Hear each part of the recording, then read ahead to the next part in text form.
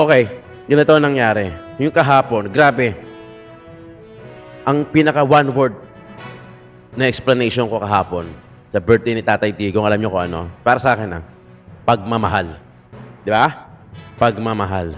Ganun ni in-earn ni Tatay Digong yung respeto, yung pagmamahal, kung paano natin ibalik yung pagmamahal na binigay sa atin ni Tatay Digong. Eto yun, panahon na yun.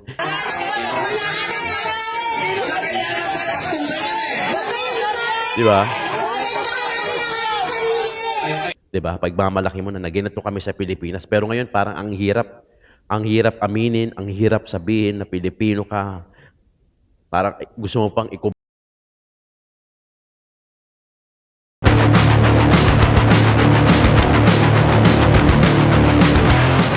What's up mga kayon? Welcome back pa rin syempre dito lang sa Joe Malone TV para sa programa natin na Issue ng Bayan. Nating pag-usapan today is March 29, araw ng Sabado, gabi na.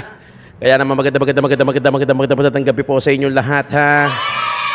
Maraming salamat po sa lahat ng mga viewers natin abroad, pati na rin dito sa Pilipinas, kung saan man kayo follow up naroroon. Maraming salamat po sa pagtangkilik nyo sa Joe Malone TV, sa pagtambay at pakikinig. At higit sa lahat, pagpakita ng suporta kay Tatay Tigong at pati na rin sa inyong lingkod, Joe Malone TV. Isang like and share naman dyan mga kayon. Paki-double check na lang din kung nakasubscribe na kayo. Kung hindi naman, paki-subscribe na lang at paki-click na rin yung notification bell para lagi kayong updated sa mga videos na ina-upload natin. Araw-araw, isang attendance check muna tayo dyan mga kayon. Paki-comment naman dyan kung saan kayo naroroon yung pinaka-exact location nyo if you're watching from Netherlands, Frankfurt, Germany, Hong Kong, Japan, Singapore, Australia. Paki-comment dyan sa baba. Pati na rin sa lokal, sa Pilipinas. Paki-comment ko sa ang probinsya yung pinaka-exact location nyo ngayon. Nang sa ganon, makita natin at malaman natin kung saan na inaabot yung ating vlog. Diba? Hindi man tayo makapunta dyan physically sa Davao, sa ibang bansa, sa abroad. Pero at least yung vlog natin ay napapanood na. Sabay-sabay natin suportahan si Tatay Digong. Ipagmalaki na ito lang ang presidente na nagmahal at nagkaroon ng talagang 100% na malasakit sa kapwa. Kaya kita nyo yung ganti ng tao sa kalsada, kahapon, birthday niya, ganun-ganun na lang. History ang ginawa ni Tatay Digong. Yan, sabi ko sa previous na sa previous na vlog ko, lahat ng nangyayaring ito, lahat to may dahilan Unti-unti na natin nakikita kung ano yung dahilan na yan. Okay? Bago tayo magpatuloy, syempre, shoutout muna natin lahat ng mga members natin. Lorna Tuvera, Florina, Dacumos, Queen O, Rose Enriquez, Mary Jane Tabuada, Dina Mahos, Bongo, Lorna, Lorna, Danny Ubaldo, Lito Javier, Franklin Sangco, pati na rin si JU Production. Maraming salamat. Meron tayong joint membership dyan para sa mga gusto magpa-member ng ating joint membership, paki-click na lang kung sino man yung gustong pumasok. Pero kung hindi naman, paki-double check kung nakasubscribe na. Kung hindi naman sa mga bagong pasok natin dyan, paki-subscribe na lang at paki-click yung notification bell at yung pag-click ng bell, lalabas yung all, paki-click na lang yung all para lagi kayong updated sa mga issue ng bayan na kailangan natin posesan at kailangan natin himahimayin at pilitin natin intindihin dahil kailangan may alam tayo padating sa mga ganitong bagay kasi parte tayo ng gobyerno na yan. Eto na. Sige. Kahapon, nasa lokal kasi ako kahapon. Nandoon ako sa Maynila para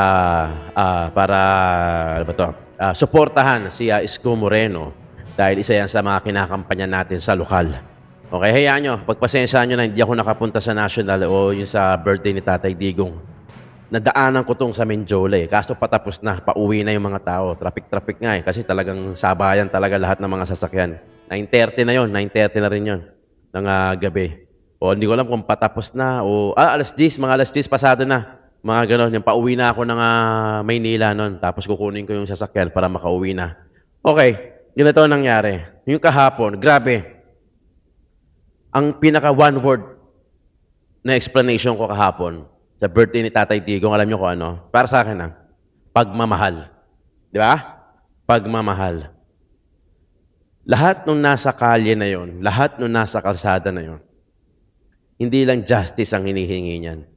Nagpakita yan, ang one common denominator niyan is pagmamahal kay Tatay Tigong. Di ba? Totoo. Kung saan-saan man provinces, abroad, I'm pretty sure na meron kayong ginawa dyan. Hindi ko lang alam kung saan yung exact location, pero I'm sure meron kayong ginawa. Paki-comment nga dyan sa baba na gather, prayer rally o peace rally yung ginawa nyo para kay Tatay Digong. Pero dito sa Pilipinas kasi, kahit sa ang probinsya, even Menjola, hindi nakaligtas. Lahat merong sabay-sabay. History yung nangyari kahapon for me. Dahil sa sobrang dami, sa sobrang lumabas ng pagmamahal para kay Tatay Digong. Lagi kong sinasabi, kung si Tatay Digong masamang tao, ni isa walang lalabas dyan. Tapos magsisisigaw pa na Duterte, Duterte. Wala. Pero ang dami. Di ba? Palabasin nyo nga si Bongbong. Palabasin nyo nga yung mga dating presidente natin. Tignan natin kung ganyang kadami yung lalabas. Ganun in-earn ni Tatay Digong yung respeto, yung pagmamahal, kung paano natin ibalik yung pagmamahal na binigay sa atin ni Tatay Digong. Eto yun, panahon na yun. Yan yung kahapon. Di ba? Pasensya na kayo, hindi ako nakapag-live doon sa national. Nasa local ako busy. Hindi ko mahati yung katawan ko. Sa totoo lang. Gusto kong dumalo sa mga prayer rally ni Tatay Digong kasi talagang yung emosyon ko ipon na ipon di ba? Pinapanood ko nga kanina, hindi ko maiwasan, hindi maluha Kasi pucha, lahat ng pumunta, lahat ng lumabas, pagmamahal lang talaga yung ibinuhos nila. Di ba? I'm sure yung mga nasa labas, kahit na nagbibideo yan, nagko-content yan, hindi naman pupunta yan dyan para sa content lang Pupunta yan dyan kasi talagang pagmamahal. Yung kanilang ibinigay. Siguro, kukuha rin sila ng copy nila para balang araw, may kwento nila sa anak nila na sumama ako sa prayer rally, sa peace rally ng isa sa mga magaling na presidente ng Pilipinas. Ito siya, Rodrigo Roa Duterte. Kakausap niya yung anak niya. Di ba? Pinagmamalaki nung nanay, nung lola, doon sa anak o sa apo niya na ito ang pinakamagaling na presidente ng Pilipinas. Pinakamagaling na presidente. Di ba? Kung nabubuhay, kung balang araw, buhay pa man yung lola, nanay, yung tatay na yun. Di ba? Kasi, wala Ito lang, ewan ko kung nangyari na to dati, pero sa 44 years of existence ko, hindi ko pa nakitang ganito. Na ganito kadami yung maliban yung kay FPJ, 'di ba? Sabagay yung kay FPJ ibang isolated case naman yung pero ito grabe yung lumabas. 'Di ba? Grabe yung nagmamahal. Kung ako anak ni Tatay Digong, pucha siguro sobrang proud. I'm sure proud naman sila Sila Kitty, sila Baste, sila FVP Intay. Pero kung sa akin halimbawa ganun, tas tatay ko ganun, pucha, nakaka-proud. Tataas ka siguro, ang hindi lang taas, no, ganun ka Di ba? Kasi talagang, kita mo yan, no?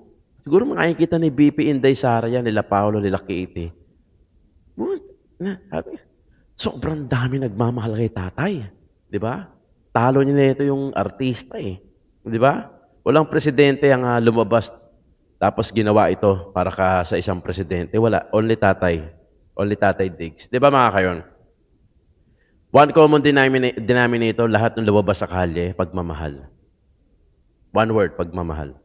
Pero kung dadamihan natin yung words na yan, syempre nandiyan dyan na yung suporta, pagmamahal, justice, ba? Di ba? Celebration, kasi birthday ni Tatay Digong, prayer, yan ang ano niyan. Na talagang wala akong ibang hiniling dito. Unang-una ang hiling natin, ang wish ko nga kay Tatay Digong, like sinasabi, sana okay siya doon in terms of kanyang health. Di ba? Di ba? Kasi yung makauwi siya, makakapaghintay naman Di ba? Di ba totoo? Yung pag-uwi niya sa Pilipinas, makakapaghintay naman. Pero yung health kasi syempre, kailangan 100% na okay yung health niya, na nasusunod, na iinom niya ng tama yung gamot. Can you just imagine 80 years old, tapos may stress ka ng gano'n? Kaya sana wag naman Sana hindi na-stress si Tatay Digong. Pero hindi na kasi natin masabi kasi iba naman ang takbo ni Tatay Digong doon. Kahit nasabihin natin na matapang, brave si Tatay Digong. Siyempre, yung pangungulila, lalo na sa anak niya siguro kay Kitty, hindi ko naman sinasabi na, siyempre, may kanyang pamilya na yung iba. Pero siguro, siyempre, kay Kitty, bunso di ba? Pero, Grabe. Maraming salamat sa lahat ng lumabas. Personal kung pagpapasalamat sa inyo. Maraming salamat sa lahat ng lumabas, sa lahat na nakidalo doon sa prayer rally, saan man kayo sa probinsya, dito man sa Maynila, sa Metro Manila o dyan man sa abroad. Saludo ako, shoutout sa inyo. Grabe yung suportang ipinakita nyo kay Tatay Digong. Mga kayon, medyo bumababa yung views natin. Baka nasa shadow ba na naman tayo ni YouTube saka ni TikTok. Paki-like and share naman itong video natin. Paki-like na lang itong video natin. At kada isang tao, like. Ganun. So, ganun kasi nag-work yung algorithm. Panoorin natin to kung muntik nang magkagulo at nagkaroon ng mataas na tension sa Menjola kagabi. Nadaanan ko to Kaya sabi ko, grabe. Grabe yung tension sa Menjola. Kala ko nga mauuwi sa kasi syempre nagkasagutan, may init na yung salitaan doon. Panoorin natin to mga kayo na.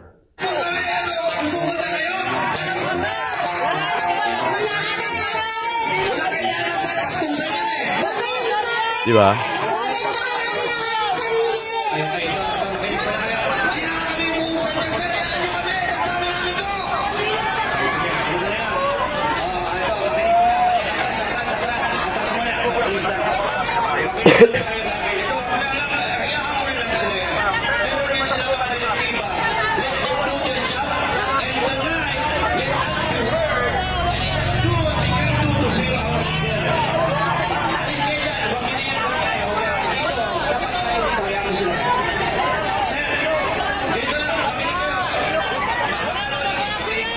Mainit, mataas ang tensyon.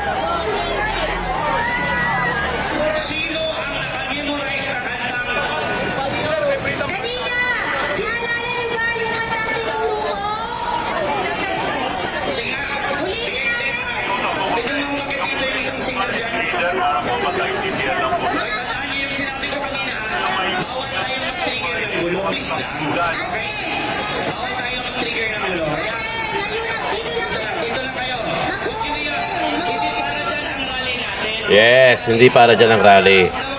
Tama.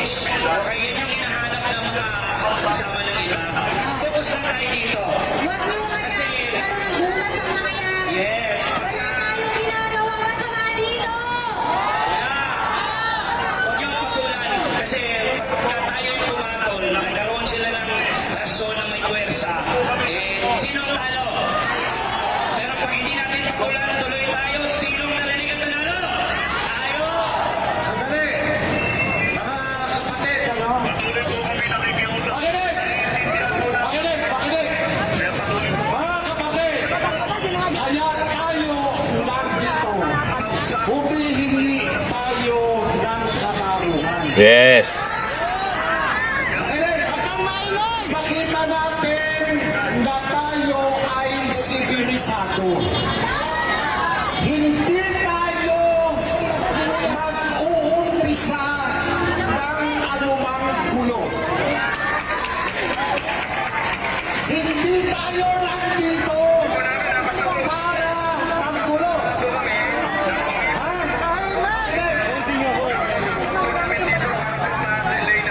Dito po tayo ang pinakikiusap lamang natin sa pambansang pulisya.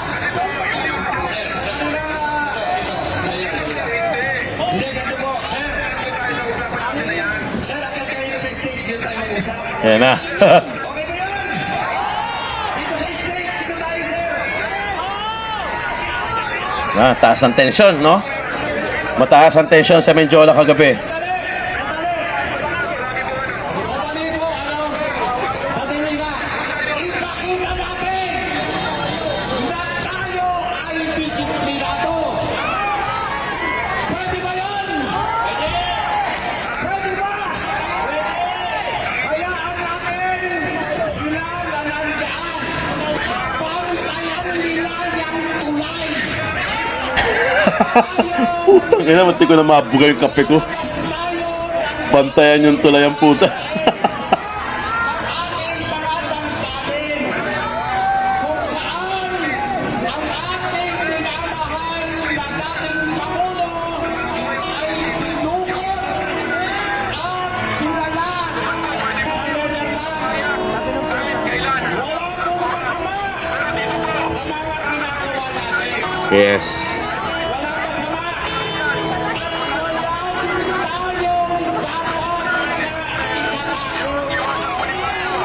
at wala din tayong dapat na ikalakot. Hindi tayo lumalabas sa batas. Hindi tayo pwedeng humihin. Yes. Hindi tayo pwedeng kibain. Sapagkat wala tayong ginagawang masama. Hindi masama ang naglalabas ng hinaing. Tandaan natin yan. At ito ay ginagarantiya ng ating konstitusyon. Wag po tayo makikipagtalo.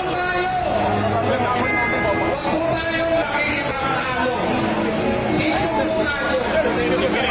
Konsikwento tayo sa ating ginagawa. Wala pong dahilan para tayo ay makipagtalo sa ating pambansang pulisyan. Kaya nga, Yes, yes, yes. Hindi matutuwa si Tatay Digong sa ganyan. Grabe. Ganda ng boses na yun, no? Grabe, di ba?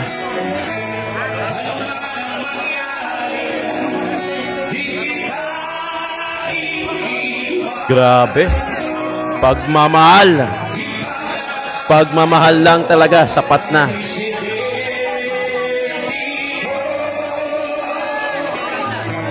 Ibang klase yung pagmamahal ng Pinoy para kay Tatay Digong. Akala nyo nagwagi kayo? Akala nyo naging successful kayo sa ginawa nyo? Hindi.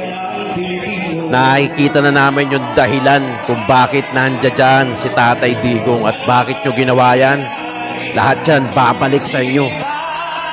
Babalik sa inyo yan. Hintayin nyo lang yung karma nyo. Di ba mga kayon? Grabe. Grabe yung pagmamahal na to. Saludo ko sa inyo lahat ng mga lumabas sa kalye. Sa may-ari ng video na to, pare, saludo ko sa inyo. Hindi madali yung ginagawa nyo, pero talagang puso, pagmamahal. Yung ating pinakita dyan. Grabe. kami nagkagulo-gulo na dito.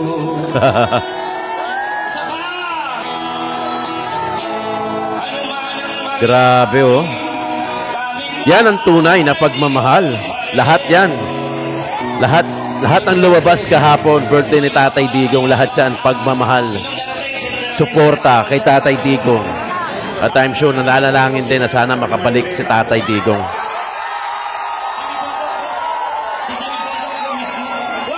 Pupunta si Jimmy Bundok, idol ko yan. Ito, para maiba muna tayo. Sandali. Para maiba muna tayo. Masyado nang mainit kayo eh. Alam niyo ba na si Jimmy Bundok ay isang napakamagiting mahusay na musikero yan? Oo. Mga kababayan, may iso. Gusto po ng ating mga sponsor, ayaw nilang magkagulo. O kaya tayo po ay nakikinig at tayo po ay may isang salita para Yes. patunayan sa ating mga kababayan kapulisan na hindi tayo nanggugulo. Maaaring hindi ito yung tamang panahon. Subalit, meron po sa ating tagubilin, ayaw po may masasaktan. Para kasi binigyan sila ng di ba nakita nyo nag-uusap yung parang organizer at saka yung mga kapulisan. Meron kasing sa kabilang video mas malinaw para binigyan sila ng nakiusap na 15 minutes, parang yun yung napagkasunduan na 15 minutes na makapagprograma. Kaya maaaring hindi ito ang tamang pagkakataon. Pero mga kababayan, hindi po tayo dito titigil. Sa susunod na pagpapalit, mas lalakas po tayo! Sa ngayon, pagbibigyan natin ang ating mga kasama kapulisan. Kaya within 15 minutes, 15 minutes. bigyan niyo lang po kami manalangin. Mananalangin lang po kami. Ayaw namin ang gulo. Yan po ang sabi ng aming sponsor. After po nito, kaya pa tayo umuwi. Pero sa nangyari ngayong gabi, hindi tayo talunan!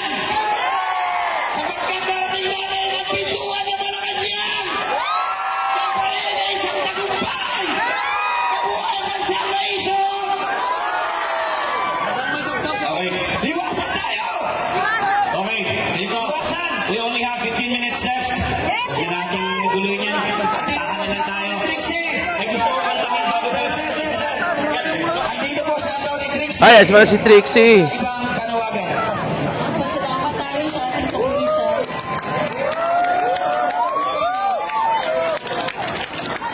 Sabi natin, committed tayo na ipaglaban na si Tatay Digong.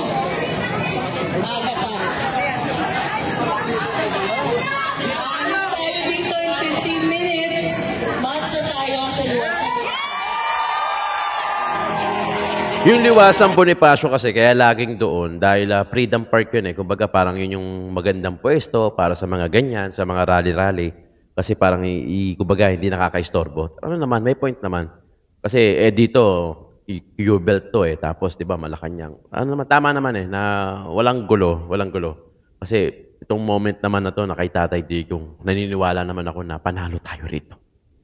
Panalo tayo rito. Kasi unang-una, the moment na lumabas ang tao at magsisisigaw ng Duterte at hindi lang isa, dalawa, ganun kadami, daang-daang libo, baka umabot pa nga ng milyon yan, doon pa lang panalo na tayo.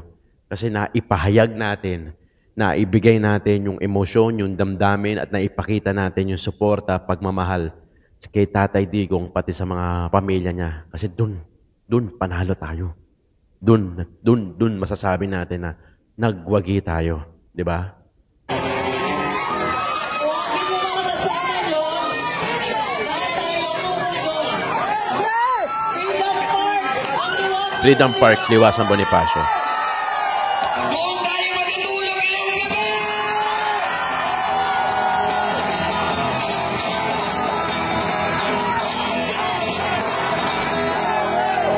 Sabay-sabay natin kantahin ito, Fernando. Last song para sa ating lahat. Nawagan sa may kapal. Sinisya natin, pa-effects na muna may slow picture. Wala-kulang. Diba, mga kayon? Grabe, diba? Grabe yung pagmamahal na ipinapakita na itong mga to sa Tatay Digo. Actually, tayo, lalo na sa abroad, yung mga nasa iba't ibang probinsya, bihirang-bihira history ng pangyayari na to, yung kahapon. This, March 28. Grabe yun.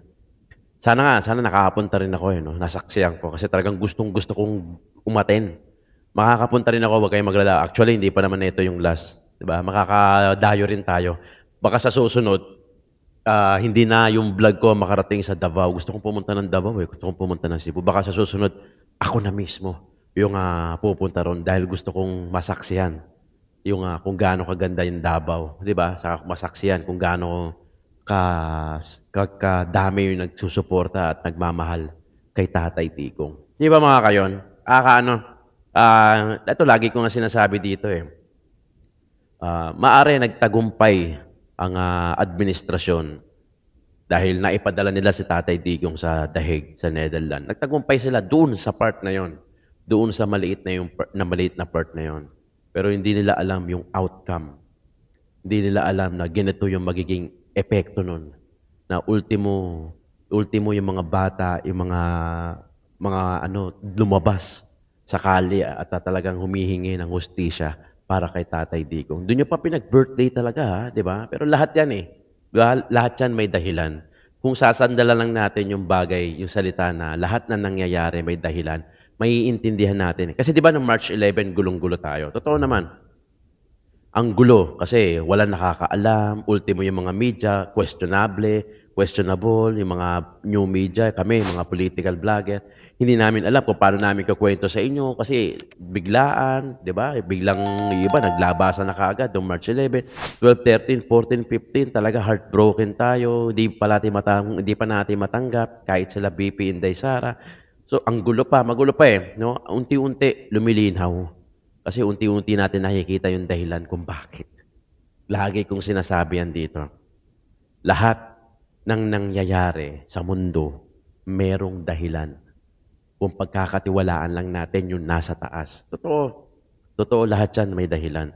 At unti-unti na natin nakikita yung dahilan. Anong wish ni Tatay Digong? Papasukin yung 10 sa PDP laban. Yung mga senatorial aspirant. Personal na wish ni Tatay Digong yan. Personal na hiling para maprotektahan si BP Inday Sara. Doon ko lang nakikita na may pagbabago. Pasensya na mga kayon ha. Pasensya na sa administrasyon. Pero pag nakapasok yung PDP laban, doon ko lang siguro makikita na mayroong pagbabago itong gobyerno na to. Pag nanalo si BP Inday Sara sa pagka-presidente sa 2028, doon ko lang makikita na talagang may kahihinatnan itong Pilipinas. Kasi wala Sa ngayon, wala akong nakikita. Magulo, nakakawala ng respeto, nakakawala ng dignidad. Ang hirap sabihin na Pilipino ka. No? Hindi gaya nung panahon ni Tatay Digong kahit saan ka pumunta, kahit sa ibang bansa, kahit hindi ka nga tanungin, gusto mong sabihin, Pilipino ako. Dahil ganun, kasikat ang Pilipinas noon. Yung trust rating lang ni Pangulong ng Rodrigo Roa Duterte na talaga may pagmamalaki mo na. 'Di ba? Pagmamalaki mo na ganito kami sa Pilipinas. Pero ngayon parang ang hirap aminin, ang hirap sabihin na Pilipino ka. Parang gusto mo pang ikubli, kaso makikita sa itsura mo na, oh, you're a Filipino. 'Di ba? Ang hirap, pinag-uusapan tayo sa ibang bansa. Sana wag tayong pinagtatawanan, pero I bet pinagtatawanan din nila tayo kahit na pinagtataasan din tayo ng kilay. Pero okay lang nevertheless, hindi naman tayo after dyan Pero syempre, nakakahiya lang dahil nakapag-uusapan tayo, di ba, tayo nga mahilig sa marites Tapos tayo yung parang minamaritesan, di ba? Parang pinag-uusapan na rin tayo. Actually, pinag-uusapan na talaga tayo at sana hindi naman tayo pinagtatawanan. Sana hindi naman bumaba yung tingin sa atin ng mga banyaga. Pero ganun pa man, patuloy tayong lalaban dahil alam natin na ito talaga yung tama. Dahil si Tatay Digong lang talaga yung nagparanas sa atin ng ginhawa. Di ba mga kayo? Nakakainis no? Nakakainis. Ewan ko kung naiintindihan ako ng mga OFW, mga viewers natin. Nakakainis, di ba? Nakakainis. Pero at least, nakikita natin yung dahilan. Di ba? Baka si Tatay Digong lagi siyang sakripisyo no? Biri mo, nung sinugpo niya yung war on drugs, siya nagsakripisyo. Kasi ang dami niya makakabangga. Hanggang ngayon, siya pa rin yung nagsakripisyo para sa atin. Diba? Naisip niyo ba yun? Na laging tayo ang iniisip ni Tatay Digong, yung budget, yung sagaa. Diba? Sila yung nag-expose. Diba? Pera natin yun. Tutuusin, lagi ko nga sinasabi dito, pahinga na nga dapat si Tatay Digong. Pahinga na yan. Kumbaga, enjoy na lang sa buhay niya yan. Nakaipon naman siguro yan. Diba? Dapat nga, hindi niya na tayo iniisip kasi hindi niya na trabaho yun. Pero ginawa pa rin ni Tatay Digong yung tama. Yung pag-iisip na hindi. Ang kailangan ng priority ko yung taong bayan kasi pera nila yan. Kasi sila ang naglukluk sa akin. Di ba? Si Tatay Digong lang yung ganyan na kahit wala na sa trabaho, kahit wala nang posisyon sa gobyerno, meron pa rin pakialam sa atin. Di ba mga kayon? Maraming salamat sa pagtutok dito sa Joe Malone TV para sa issue ng bayan ating pag-usapan. Sana makapag-like and share naman kayo ang video natin para umangat-angat naman din tayo dito sa YouTube. Thank you so much. God bless po sa inyong lahat. Patuloy lang tayo sa paglaban para kay Tatay Digong.